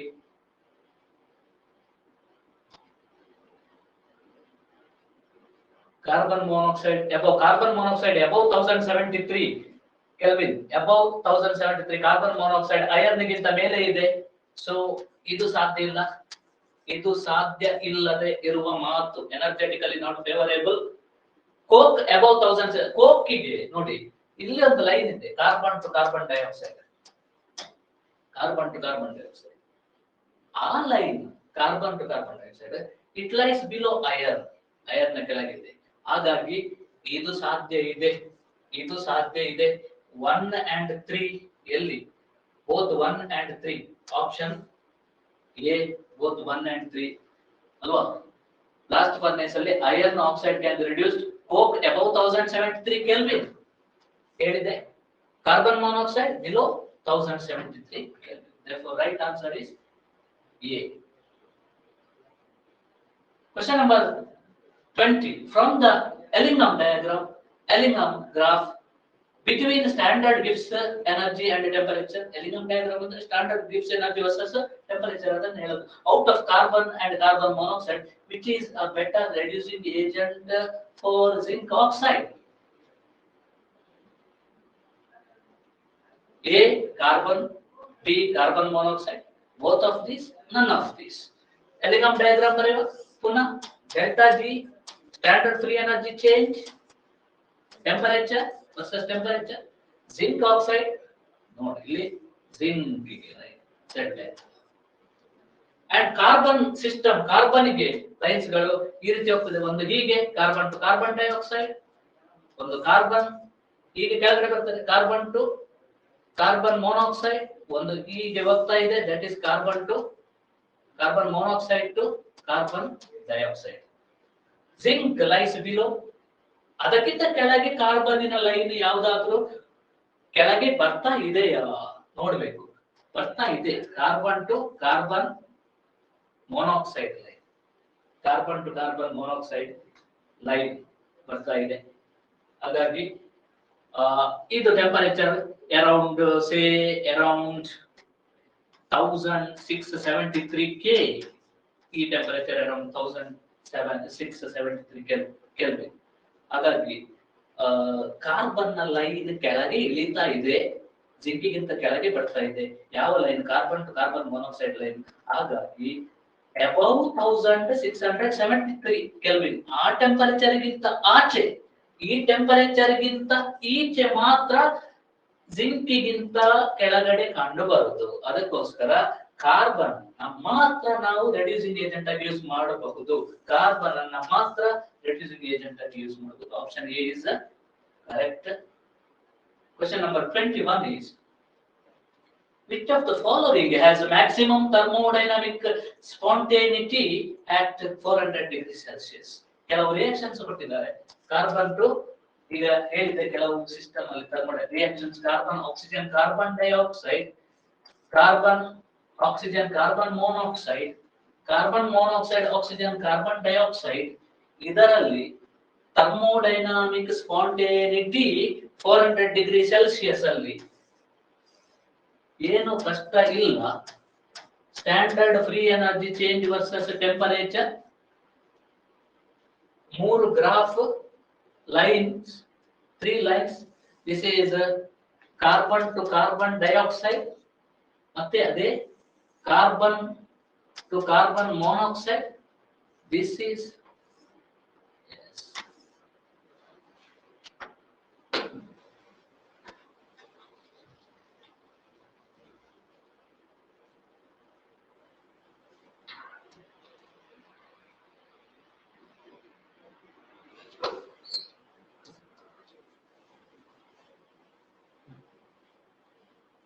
yes,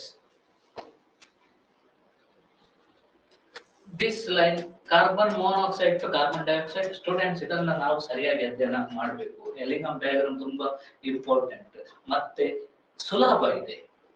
ಇಷ್ಟೇ ಇರೋದು. Delta standard free energy, temperature, ಈ ಕಾರ್ಬನ್ ಸಿಸ್ಟಮ್ ಇದು ಕಾರ್ಬನ್ ಟು ಕಾರ್ಬನ್ ಮೊನಾಕ್ಸೈಡ್, ಈ ರೀತಿ ಇದೆ.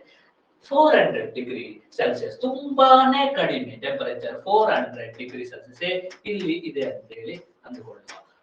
ಈಗ ಸ್ಪಾಂಟೇನಿಟಿ, ಥರ್ಮೋಡೈನಾಮಿಕ್ ಸ್ಪಾಂಟೇನಿಟಿ, ಎಲ್ಲಿ ಥರ್ಮೋಡೈನಾಮಿಕ್ ಸ್ಪಾಂಟೇನಿಟಿಯಲ್ಲಿ ಯಾವುದು ಫಸ್ಟ್ ಬರ್ತದೆ?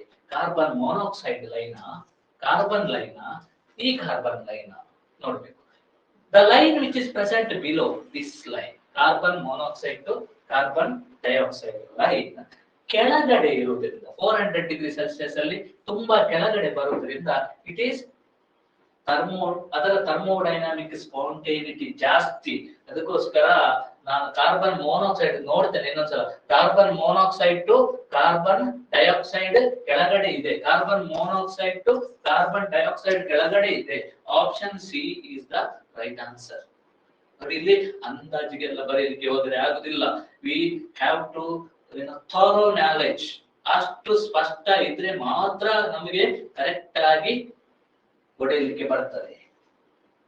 Yes 22. The reducing agent used in the thermite process is,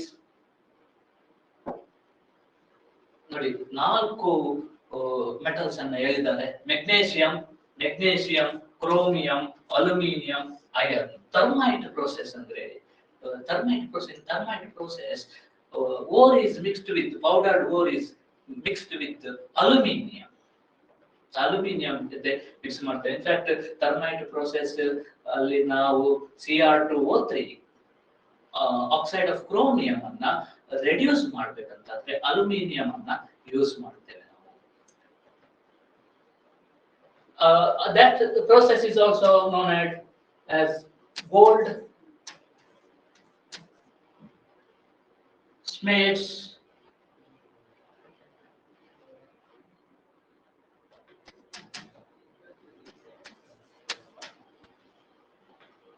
aluminothermite process.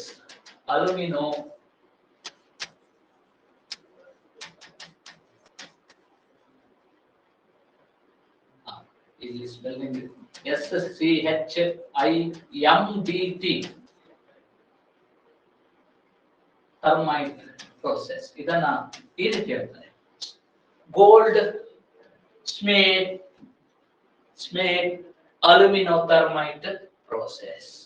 ಇದರಲ್ಲಿ ನಾವು ಅಲ್ಯೂಮಿನಿಯಂ ಅನ್ನ ರೆಡ್ಯೂಸಿಂಗ್ ಏಜೆಂಟ್ ಆಗಿ ಯೂಸ್ ಮಾಡ್ತೇವೆ. ಅದು Cr2O3 ಅನ್ನ ರೆಡ್ಯೂಸ್ ಮಾಡೋದಿರ್ಬೋದು, Mn3O3 ಅನ್ನ ರೆಡ್ಯೂಸ್ ಮಾಡೋದಿರ್ಬೋದು. ಇಲ್ಲೆಲ್ಲ ಅಲ್ಯೂಮಿನಿಯಂ ಉಪಯೋಗಕ್ಕೆ ಬರ್ತದೆ. ಯಾಕಂತಂದ್ರೆ ಅಲ್ಯೂಮಿನಿಯಂ ನ ಲೈನ್ Cr2O3 ಲೈನ್ ಅಥವಾ ಕ್ರೋಮಿಯಂ ನ ಲೈನ್ ಗಿಂತ ಎಲ್ಲಿಂಗಾಮ್ ಡಯಾಗ್ರಾಮ್ ಅಲ್ಲಿ ಕೆಳಗಡೆ ಬರುವುದರಿಂದ ಅಲ್ಯೂಮಿನಿಯಂ ಅನ್ನ ರೆಡ್ಯೂಸಿಂಗ್ ಏಜೆಂಟ್ ಆಗಿ ಯೂಸ್ ಮಾಡಬಹುದು. So aluminothermite process, although it is also called aluminothermic process, only aluminium is the reducing agent. Question number 23. The metal oxide which cannot be reduced to metal by carbon is, ಯಾವುದನ್ನ reduce ಮಾಡುವಾಗ carbon ಅನ್ನು reducing agent ಆಗಿ use ಮಾಡಕ ಆಗಲ್ಲ. Carbon cannot be used as reducing agent. Al2O3 ನ, PbO ನ, ZnO ನ, Fe2O3 ನ, which cannot be reduced by carbon. See, illi again we take the assistance of Ellingham diagram, delta ee riti ತಗೊಳ್ಳುವ. ಅದಾದ ನಂತರ this is temperature in Kelvin. Aluminium ಇತ್ತು line ಈ ಕಡೆ ಹೋದ್ರೆ ಉಳಿದ ಎಲ್ಲ ಎಲಿಮೆಂಟ್ಸ್ ನೋಡಿ, lead, zinc, iron. This is zinc, ಇದು ಅಲ್ಯೂಮಿನಿಯಂ ಅಂತ ಇರಲಿ, and then this is for iron and lead ಮೇಲೆ ಇದೆ. ಈ ರೀತಿ ಇದೆ.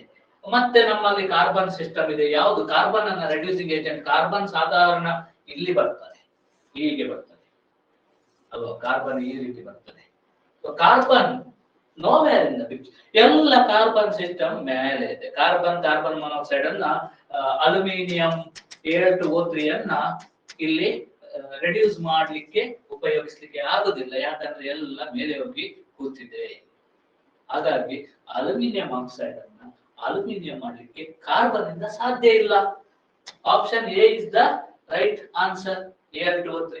ಅದಕ್ಕೆ ನಾವು all around process ಮಾಡೋದು. Al2O3 Al converted to Al by all around process. So that is the electrolytical method.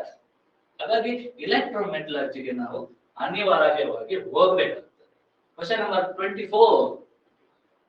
Cryolite and fluorspar are mixed with Al2O3 during the electrolysis of extraction of aluminum. ಇದು ಬಂತು all around process. Cryolite ಎಲ್ಲ ಕೂಡ ಬಾಯ್ಪಾಠ ಹೊಡೆದಿದ್ದಾರೆ. Why cryolite is used? What is the role of cryolite in all around process? ಅಂತ ಹೇಳಿ ಪ್ರಶ್ನೆ ಕೇಳ್ತಾ ಇರ್ತೇವೆ ನಾವು. It is to lower the melting point and increase the conductivity of the electrolyte.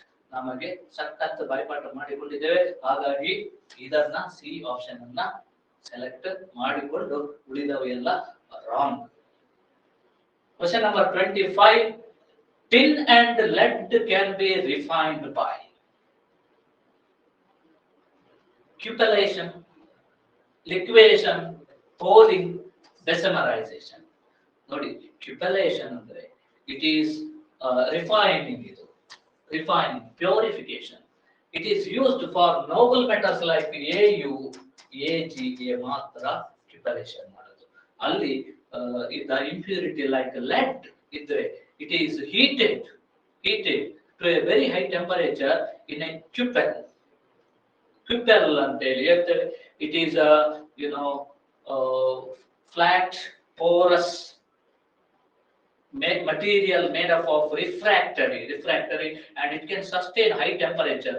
ಎಷ್ಟು ಜಾಸ್ತಿ ಟೆಂಪರೇಚರ್ ಇದ್ರೂ ಅದು ಸಸ್ಟೈನ್ ಮಾಡುತ್ತೆ. That is what is called cupel. Cupel ಅಲ್ಲಿ ನಾವು ಸಿಲ್ವರ್ ಅನ್ನ ಪ್ಯೂರಿಫಿಕೇಶನ್ ಮಾಡಬಹುದು. ಲೆಡ್ ಇದ್ರೆ it becomes oxide, converted into oxide and it volatilizes. ಕೆಲವೊಂದು ಸಲ ಅದರ ಕ್ಯುಪಲ್ ನ ಪೋರ್ಸ್ ಅಲ್ಲಿ ಕೂಡ ಆಕ್ಸೈಡ್, ಲೆಡ್ ಆಕ್ಸೈಡ್ ಗಳು ಸೇರಿಕೊಂಡಿರಬಹುದು. Anyhow, our main purpose is purification of silver or gold by cupellation. ಇನ್ನು liquation ಮಾಡೋದು ಯಾವುದಕ್ಕೆ ಅಂತಂದ್ರೆ ಟಿನ್ ಅಂಡ್ ಲೆಡ್ ಗೆ. ಲಿಕ್ವೇಷನ್ ಮಾಡೋದು ಟಿನ್ ಅಂಡ್ ಲೆಡ್ ಗೆ. ಪೋಲಿಂಗ್ ಮಾಡೋದು ಕಾಪರ್ ಗೆ ನಾವು ಪೋಲಿಂಗ್ ಮಾಡ್ತೇವೆ. ಕಾಪರ್ ಅಂಡ್ ಆಲ್ಸೋ ಟಿನ್ ಗೆ ಕೂಡ ನಾವು ಪೋಲಿಂಗ್ ಮಾಡ್ತೇವೆ. ಅದಾದ ನಂತರ bessemerisation refining.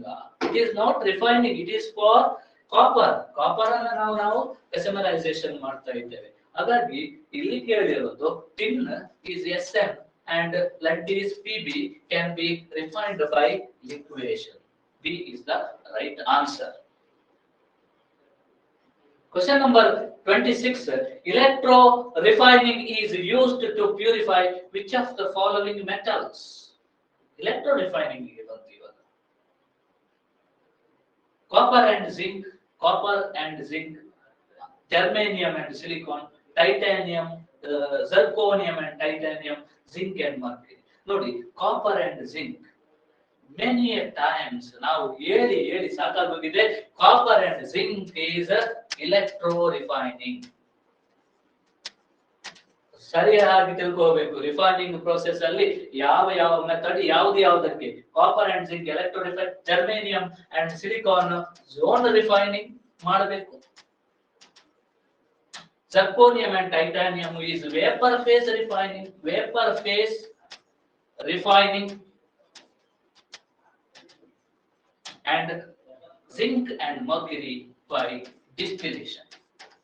All purification, refining of metal, distillation. ಈ ರೀತಿ ಬೇರೆ ಮೆಥಡ್ಗಳಿದ್ದಾವೆ. ಅದರಲ್ಲಿ ನಮ್ಮ ಪ್ರಶ್ನೆ ಎಲೆಕ್ಟ್ರೋ ರಿಫೈನಿಂಗ್ ಮಾಡೋದು copper and zinc. Question number 27. During the process of electro refining of copper, some metals present as impurity settle as anode mud. They are anode mud ಆಗಿ ಯಾವುದು separate ಆಗ್ತಾ ಇದೆ ಎಲೆಕ್ಟ್ರೋ ರಿಫೈನಿಂಗ್ ಅಲ್ಲಿ ಅಂತ ಪ್ರಶ್ನೆ ಕೇಳಿದ್ದಾರೆ. ಇದರಲ್ಲಿ lead and zinc, tin and silver ಅಂತ ಹೇಳಿದ್ದಾರೆ, iron and nickel ಅಂತ ಹೇಳ್ತಾರೆ, and D both of them, gold and silver. ಇದು ಎಲೆಕ್ಟ್ರೋ ರಿಫೈನಿಂಗ್. ಕಾಪರ್ ನ ಎಲೆಕ್ಟ್ರೋ ರಿಫೈನಿಂಗ್ ಪ್ರೋಸೆಸ್ ಅಲ್ಲಿ ಆನೋಡ್ ಮಡ್ ಆಗಿ ಸಿಗ್ತಾ ಇರೋದು AG and A. Therefore, the right answer is option B. Zone refining. Question number 28. Zone refining is based on the principle that impurities of low boiling metals can be separated by distillation. ಇದು ಕೊಟ್ಟಿರೋದು zone refining. ಇಲ್ಲಿ ಮಾತಾಡ್ತಾ ಇರೋದು distillation. ಯಾವುದು ಸಂಬಂಧ ಇಲ್ಲ. B. Impurities more soluble in molten metal than in solid metal. Zone refining ಅಲ್ಲಿ ನಿಮಗೆ ಗೊತ್ತು, ಪಿಕ್ಚರ್ ಕಣ್ಣ ಮುಂದೆ ತಂದುಕೊಳ್ಳಿ. ಇದು metal, silicon and germanium metal. ನಾವು ಕಾಯಿಲ್ ಅನ್ನ ಈ ಕಡೆಯಿಂದ ಆ ಕಡೆ ಮೂವ್ ಮಾಡೋದು. ಎಲ್ಲಿ ಕಾಯಿಲ್ ಕೆಳಗಡೆ ಮೆಟಲ್ ಬರ್ತದ ಅದರಲ್ಲಿ ಇಂಪ್ಯೂರಿಟಿ ಮೆಲ್ಟ್ ಆಗ್ತದೆ. ನಾವು ಮೋಲ್ಟನ್ ಮೆಟಲ್ ಜೊತೆ ಇರ್ತದೆ. ಹಾಗಾಗಿ impurities are more soluble in the molten metal than in solid metal. Solid metal ಅಲ್ಲಿ ಇರಲಿಕ್ಕೆ ಲೈಕ್ ಮಾಡೋದಿಲ್ಲ. ಯಾವಾಗಲೂ ಇಂಪ್ಯೂರಿಟಿ ಮೋಲ್ಟನ್ ಮೆಟಲ್ ಜೊತೆ ಇರೋದಕ್ಕೆ ಲೈಕ್ ಮಾಡುತ್ತೆ. Zone refining mixture differently absorbed on an adsorbent. ಇಲ್ಲಿ absorption ಗೆ ಇದಕ್ಕೂ ಸಂಬಂಧ ಇಲ್ಲ. Vapors of volatile compound can be decomposed in pure metal. Vapors of volatile vapor phase refining ಅಲ್ಲಿ ಏನಾದರೂ ಹೇಳಬಹುದು ಬಿಟ್ರೆ ಇಲ್ಲಿ vapors of volatile compound ಗೆ ಮತ್ತೆ ಇಲ್ಲಿಗೆ ಸಂಬಂಧ ಇರುವುದಿಲ್ಲ. Question number 29. Van Ockel method of refining zirconium involves one Ockel method of refining of zirconium involves removing all oxygen and nitrogen from impurities, removing carbon monoxide impurity ಅಂತ ಹೇಳ್ತಾರೆ, removing hydrogen impurity ಅಂತ ಹೇಳ್ತಾರೆ, removing silica impurity ಅಂತ ಹೇಳ್ತಾರೆ. ಇದರಲ್ಲಿ ಯಾವುದು zirconium ನಮಗೆ refining ಅಲ್ಲಿ ಕೊನೆಗೆ ಬರ್ತದೆ? ವೇಪರ್ ಫೇಸ್ ರಿಫೈನಿಂಗ್ ಅಲ್ಲಿ ನಾವು ಜರ್ಕೋನಿಯಂ ಅನ್ನ ಅಯೋಡಿನ್ ಜೊತೆ ಹೀಟ್ ಮಾಡಿ ರಿಯಾಕ್ಟ್ ಮಾಡಿ ZrI4 ಅನ್ನುವ ಕಾಂಪೌಂಡ್ ತಗೊಂಡು ಬಂದು ZrI4 ಅನ್ನ ಟಂಗ್ಸ್ಟನ್ ಫಿಲಮೆಂಟ್ ಮೇಲೆ 1800 ಕೆಲ್ವಿನ್ಗೆ ಹೀಟ್ ಮಾಡಿ ಜರ್ಕೋನಿಯಂ, ಪ್ಯೂರ್ ಜರ್ಕೋನಿಯಂ ಅನ್ನ ಪಡ್ಕೊಳ್ತೇವೆ. ಪ್ಯೂರ್ ಜರ್ಕೋನಿಯಂ ಬರುತ್ತೆ. ಅಲ್ಲಿ ಜರ್ಕೋನಿಯಂ ಅಲ್ಲಿ ಇದ್ದ ಇಂಪ್ಯೂರಿಟಿ ಯಾಕಾದ್ರೂ ನಾವು ಜರ್ಕೋನಿಯಂ ಟೆಟ್ರಾಯ್ಡ್ ZrI4 ಮಾಡಿ ಪುನಃ ZrI4 ಅನ್ನ ZR ಮಾಡೋದು ದೇಶ ಆದ್ರೂ ಏನು? ಯಾಕೆ ಅಂತಂದ್ರೆ ಅಲ್ಲಿ ನಮಗೆ ಎರಡು ಗ್ಯಾಸಸ್ ಎರಡು oxygen and nitrogen gases. Oxygen and nitrogen ಎರಡು ಇಂಪ್ಯೂರಿಟಿ ಅದರಲ್ಲಿ ಸೇರಿಕೊಂಡಿದೆ ಜರ್ಕೋನಿಯಂ ಜೊತೆ. ಅದನ್ನ ರಿಮೂವ್ ಮಾಡಬೇಕಿತ್ತು ನಮಗೆ. ಅದು ರಿಮೂವ್ ಆಗ್ತದೆ ಈ ರೀತಿ ವೇಪರ್ ಫೇಸ್ ರಿಫೈನಿಂಗ್ ಅಲ್ಲಿ. So therefore 29 is the right answer. Question number 10. This is red light ಬಂತು. ಇವಾಗ ಇದು ಎಂಡ್ ಅಂತ ಹೇಳಿ ನಮಗೆ ಕಂಡು ಬರ್ತಾ ಇದೆ. 30. Removing silica impurity. Removing silica impurity, nickel is purified by thermal decomposition of it. Nickel ಅನ್ನ ಪ್ಯೂರಿಫಿಕೇಶನ್ ಮಾಡಬೇಕಂತೆ, ಅದರಲ್ಲಿ ಸಿಲಿಕಾ ಇಂಪ್ಯೂರಿಟಿ ಇದೆಯಂತೆ. ಹಾಗಾದ್ರೆ ಅದನ್ನ ಹೇಗೆ ಪ್ಯೂರಿಫಿಕೇಶನ್ ಮಾಡೋದು? Thermal decomposition of it's. Nickel ಅನ್ನ ಒಂದು ನಿಕ್ಕೆಲ್ ಕಾಂಪೌಂಡ್ ಆಗಿ ಕನ್ವರ್ಟ್ ಮಾಡಬೇಕು. ಆ ನಿಕ್ಕೆಲ್ ನ ಕಾಂಪೌಂಡ್ ಏನು ಫಾರ್ಮೇಶನ್ ಆಗುತ್ತದೆ ಅದನ್ನ ಡಿಕಂಪೋಸಿಷನ್ ಮಾಡಬೇಕು. ಹಾಗಾದ್ರೆ ಇಲ್ಲಿ ನಿಕ್ಕೆಲ್ ಅನ್ನ ಯಾವ ಕಾಂಪೌಂಡ್ ಆಗಿ ಕನ್ವರ್ಟ್ ಮಾಡಬೇಕು ಅಂತ ಪ್ರಶ್ನೆ. ಯಾವ ಕಾಂಪೌಂಡ್ ಆಗಿ? ಹೈಡ್ರೈಡ್ ಆಗಿ ಮಾಡೋದಾ, ಕ್ಲೋರೈಡ್ ಆಗಿ ಮಾಡೋದಾ, ಅಸೈಡ್ ಆಗಿ ಮಾಡೋದಾ, ಕಾರ್ಬೋನಿಲ್ ಆಗಿ ಮಾಡೋದಾ? ನಮಗೆ ಇಲ್ಲಿ ಗೊತ್ತಿದೆ ಏನಂದ್ರೆ ಇದು ವೇಪರ್ ಫೇಸ್ ರಿಫೈನಿಂಗ್ ಅಲ್ವಾ. Nickel Mond's process, nickel carbon monoxide, nickel tetra carbonyl ಅಲ್ವೇ? ಈ ರೀತಿ ಬರೆಯೋದಲ್ವಾ. Nickel tetra carbonyl, nickel tetra carbonyl ಇಂದ ಅಗೇನ್ ವಿ ಗೆಟ್ ಹೀಟ್ ಮಾಡಿ ನಿಕ್ಕೆಲ್ ಮತ್ತೆ 4CO ಪಡ್ಕೊಳ್ಳೋದು. ಹಾಗಾದ್ರೆ ಇಲ್ಲಿ ಬಂದ ಕಾಂಪೌಂಡ್ ಯಾವುದು? Nickel tetra carbonyl. Carbonyl nickel ಅನ್ನ ಕಾರ್ಬೋನಿಲ್ ಆಗಿ ಕನ್ವರ್ಟ್ ಮಾಡ್ತೇವೆ. ಮಾರ್ಕ್ ಮಾಡೋದು, ಡಿ ಅನ್ನ ಮಾರ್ಕ್ ಮಾಡೋದು, ನಿಮ್ಮ ಪೇಪರ್ ಅಲ್ಲಿ ಮಾರ್ಕ್ ಮಾಡೋದು. ಎಲ್ಲರಿಗೂ ಕೂಡ ಪೇಪರ್ ಸಿಕ್ಕಿದೆ, ಆನ್ಸರ್ ಕ್ವಶನ್ ಮತ್ತೆ ಆಪ್ಷನ್ ಇದು ಸಿಕ್ಕಿದೆ, ಡಿ ಅನ್ನ ಮಾರ್ಕ್ ಮಾಡಿ ಇಟ್ಟುಕೊಳ್ಳು. ಸೊ ಈ ರೀತಿ ನಾವು general principles, process isolation, elements ಅಲ್ಲಿ ಒಟ್ಟು 30 ಪ್ರಶ್ನೆಗಳನ್ನ ಸಾಲ್ವ್ ಮಾಡಿದ್ದೇವೆ. ನಮಗೆ ಈ ರೀತಿ ಒಂದು ಕ್ಲಾಸ್ ಮಾಡಿ ಮೋನೋಟೋನಸ್ ಒಂದ್ ಸ್ವಲ್ಪ ಆಗಿರ್ಬೋದು, ಆನಿಮೇಷನ್ಸ್ ಟ್ರಾನ್ಸಿಷನ್ಸ್ ತರಲಿಕ್ಕೆ ಸಾಧ್ಯ ಆಗದೇ ಇರುವುದರಿಂದ ಇಷ್ಟಕ್ಕೆ ನಾನು ನನ್ನ ಲೆಕ್ಚರ್ ಅನ್ನ ಕ್ಲಾಸ್ ಅನ್ನ ಸೀಮಿತಗೊಳಿಸ್ತೇನೆ. ಏನಂದ್ರೆ ನಾವು ಇನ್ನು ಕೂಡ 15 ಪ್ರಶ್ನೆಗಳನ್ನ ಇದರ ಮೇಲೆ ಸಾಲ್ವ್ ಮಾಡಿ ಇದರಲ್ಲಿ ಪರಿಪೂರ್ಣತೆ 100% ಈ ಪಾಠದಲ್ಲಿ ನಾವು ಯಾವುದೇ ಪ್ರಶ್ನೆ ಬಂದರೂ ಆನ್ಸರ್ ಮಾಡ್ಲಿಕ್ಕೆ ಸಾಧ್ಯ ಆಗುವ ರೀತಿಯಲ್ಲಿ ನಮ್ಮ ನೋಟ್ಸ್ ಇರ್ತದೆ. ಹಾಗಾಗಿ ಇದನ್ನ ಕೇಳಿದಂತ ನನ್ನ ಕ್ಲಾಸ್ ಅನ್ನ ಕೇಳಿದಂತ ಎಲ್ಲರಿಗೆ ಕೂಡ ಧನ್ಯವಾದಗಳು. ಎಲ್ಲ ಸ್ಟೂಡೆಂಟ್ಸ್ಗೆ, ಎಲ್ಲ ಲೆಕ್ಚರರ್ಸ್ಗೆ ಹಾಗೂ ನಮ್ಮ ಅವಕಾಶ ಮಾಡಿಕೊಟ್ಟಂತ ನಮ್ಮ ಜಿಲ್ಲಾ ಪಂಚಾಯತ್ನ ಸಿಇಒ ಅವರಿಗೆ, ನಮ್ಮ ಡಿಪಾರ್ಟ್ಮೆಂಟಿನ ಮುಖ್ಯವಾಗಿ ಡಿಡಿಪಿ ಅವರಿಗೆ, ಹಾಗೆ ನಮ್ಮ ಜೊತೆ ಇಲ್ಲಿ ಸಹಕರಿಸಿದ ಇಬ್ಬರು ಟೆಕ್ನಿಕಲ್ ಅಸಿಸ್ಟೆಂಟ್ ಇದ್ದಾರೆ, ಅವರಿಗೆ ಕೂಡ ಧನ್ಯವಾದಗಳನ್ನು. ಅವರು ನಮ್ಮ ಜೊತೆ ತುಂಬಾ ಸಮಯವನ್ನ ಪೇಷನ್ಸ್ ಅಲ್ಲಿ ಕಳೆದಿದ್ದಾರೆ. ಅವರಿಗೂ ಕೂಡ ಧನ್ಯವಾದವನ್ನು ಅರ್ಪಿಸಿ ನನ್ನ ಈ ಕ್ಲಾಸ್ ಅನ್ನು ಮುಕ್ತಾಯಗೊಳಿಸ್ತಾ ಇದ್ದೇನೆ. ಎಲ್ಲರಿಗೂ ವಂದನೆಗಳು.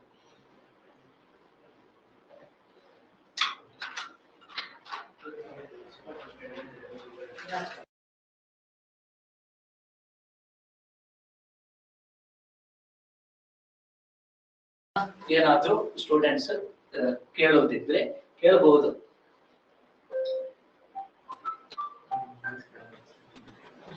ಸಾಕಷ್ಟು ಮಾಹಿತಿ ಇದರಲ್ಲಿ ಇದರಲ್ಲಿದೆ.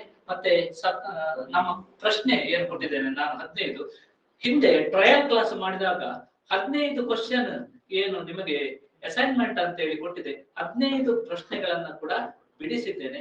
ಅದು ಒಂದು ಆಡೆಡ್ ಅಡ್ವಾಂಟೇಜ್. ನನಗೆ ಒಂದು ಟ್ರೈನಿಂಗ್ ಸೆಷನ್ ಮಾಡೋ ಅವಕಾಶ ಸಿಕ್ಕಿರೋದ್ರಿಂದ ಅಲ್ಲಿ 15 ಪ್ರಶ್ನೆಗಳನ್ನ ಬಿಡಿಸಿದ್ದೇನೆ. ಸೊ ಅದು ಒಂದು ನಿಮಗೆ plus point.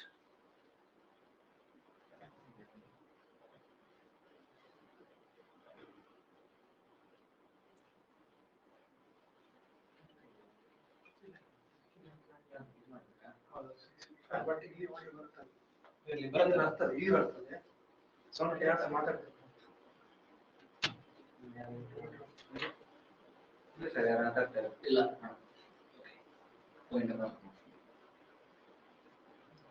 yes, thank you all.